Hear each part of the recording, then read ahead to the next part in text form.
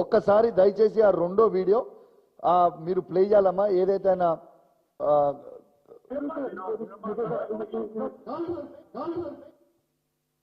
మళ్ళా ప్లే చేయమ్మా ఒకసారి.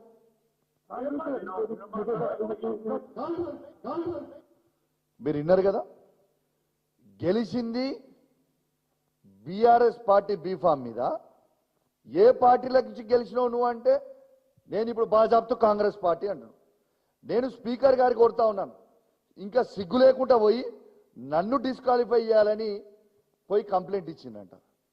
నన్ను డిస్క్వాలిఫై చేయడానికి ఇదేమి నామినేటెడ్ పోస్టు ఇచ్చింది కాదు. హుజురాబాద్ నియోజకవర్గ ప్రజల గుండెల నుంచి ఓట్లేస్తే వాళ్ళ మనసు గెలిస్తే నేను ఎమ్మెల్యే అయినా.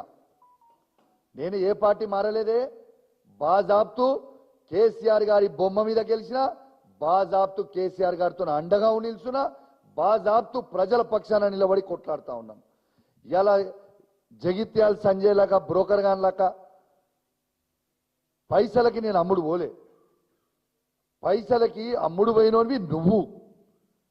ఇలా పైసలకి అమ్ముడు పోయినోడు మారిన 10 మంది బీఆర్ఎస్ పార్టీ ఎమ్మెల్యేలు గెలిచి మారి కాంగ్రెస్ పార్టీలో చేరినోడు పైసలకు అమ్ముడు పోయిన వాళ్ళు, మేం కాదు కదా.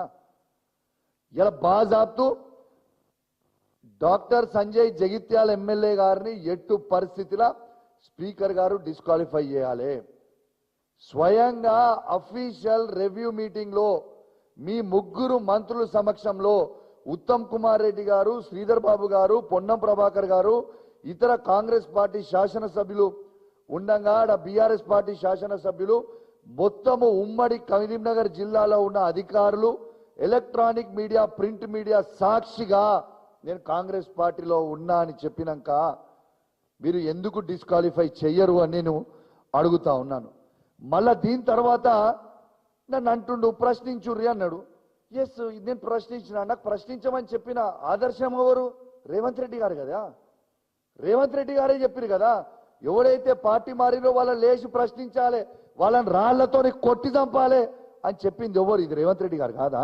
ఒక్కసారి వినురి, అదొక్కసారి ప్లే చేయమ్మా. Third video Revanth Reddy garu. Congress party be form మీద గెలిచి రాజీనామా చేయకుండా పార్టీ ఫిరాయించిన వాళ్ళను రాళ్లలో ఊర్లలోకి వస్తే రాళ్లతో కొట్టండి అని చెప్పి నేను కాంగ్రెస్ పార్టీ కార్యకర్తలకు విజ్ఞప్తి చేస్తున్నా. రేపు భవిష్యత్తులో ఎవడైనా పార్టీ ఫిరాయించి వాళ్ళను రాళ్లతో కొట్టించే బాధ్యత నేను తీసుకుంటా. చూసిరు కదా. ఇక నన్ను లేచి నువ్వు ఎందుకు ప్రశ్నించినావు, నువ్వు అడిగినావు, నేను కేసు పెడతా గుర్తా. అరే నువ్వే చెప్పినావు కదనే. నేను అది పోకుంటే ముందు యూట్యూబ్ చూస్తుంటే నాకు రేవంత్ రెడ్డి గారు చెప్పిందే నాకు గుర్తొచ్చింది. మరి నేను చేయలే కదా. రేవంత్ రెడ్డి గారు చెప్తేనే మా బీఫామ్ మీద గెలిచిన ఎమ్మెల్యేలని రాళ్లతో కొట్టమని చెప్తే ఇంకా నయ్యం నేను రాళ్లతో కొట్టలే, ఒకటి ప్రశ్నించిన. రేపు మా ఊర్లలో పోయినాక బరాబర్ రాళ్లతో కొడతాం మా బీఆర్ఎస్ పార్టీ కార్యకర్తలు. ఎందుకు ఊకుంటాం భయ్? ఊకుంటామా? ఇవాళ ఒక్కసారి మీరు ఇది అంతా లైవ్గా చూడండి. ఇవాళ దీంతో పాటు ఇవాళ డాక్టర్ సంజయ్ జగిత్యాల ఎమ్మెల్యే గారు గెలిచింది కేసీఆర్ గారి బొమ్మ మీద, కేసీఆర్ గారి బలంతోని. ఇవాళ మా బీఆర్ఎస్ పార్టీ కార్యకర్తల కష్టంతో గెలిచిండు ఆ ఎమ్మెల్యే పదవి. తప్పితే ఆయనేమో పెద్ద హీరో ఏం కాదు.